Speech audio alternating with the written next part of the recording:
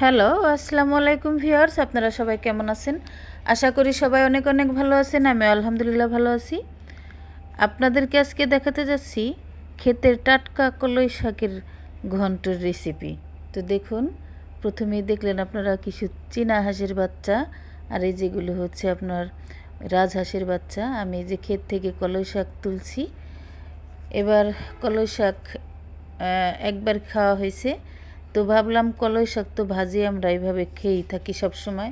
তো এক আপুর ভিডিওতে দেখলাম ওনারা এইভাবে রান্না করেছে, খেতে নাকি ভারী মজা।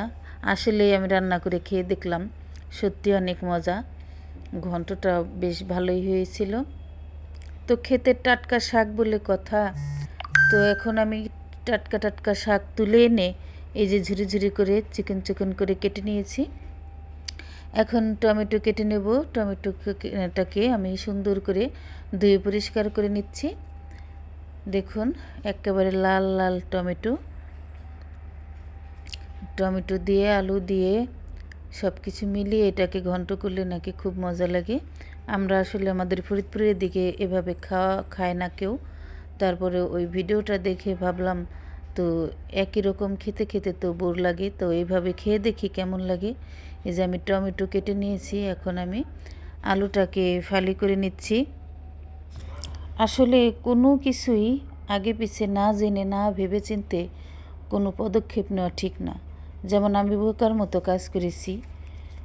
বলবেন কেন? দেখেন, এই ভিডিও এই ফেসবুকে কাজ করতে এসে ভাবি নাই যে এর পিছনে আবার এত ষড়যন্ত্র চলে বা এত কথা হয়, এত এত মানুষ কমেন্ট করে। এগুলো জানা ছিল না। ভেবেছিলাম যে রান্নার ভিডিও ছাড়বো, এতে আবার দোষের কি। তো দেখি অনেকেরই আবার এতে খোঁচা লাগে। যাই হোক, তাতে আমার কিছু যায় আসে না। তো কী কারণে কথাগুলো বলছি, অনেক অনেক কথা আছে এর পিছনে। তো এক সময় বলবো, যদি কখনো এই প্ল্যাটফর্মে কাজ করে যদি সফলতা অর্জন করতে পারি, তাহলে অবশ্যই আপনাদের সাথে কথাগুলো শেয়ার করব, তবে আজকে নয়। তো দেখুন, আমি কলই শাকের ভিতরে আলু কেটে দিয়েছি, টমেটো, পেঁয়াজ, কাঁচামরিচ কেটে আমি দিয়ে দিয়েছি। চুলায় বসিয়ে দিয়েছি স্বাদ মতো নুন দিয়ে আর অল্প একটু পানি দিয়ে আমি এখন ঢাকনা দিয়ে এটাকে রান্না করে নেব। সবাই বলে সংসার জীবনে কষ্ট হলেও নাকি মানিয়ে নিতে হয়, এটাই নাকি মেয়েদের জীবন। আসলেই কি তাই?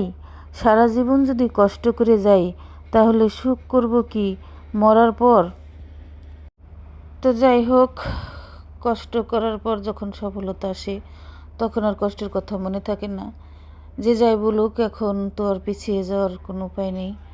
তো দেখুন, এখন আমি বাগার দেব। শাকটা কিন্তু আমার সিদ্ধ করা হয়ে গিয়েছে।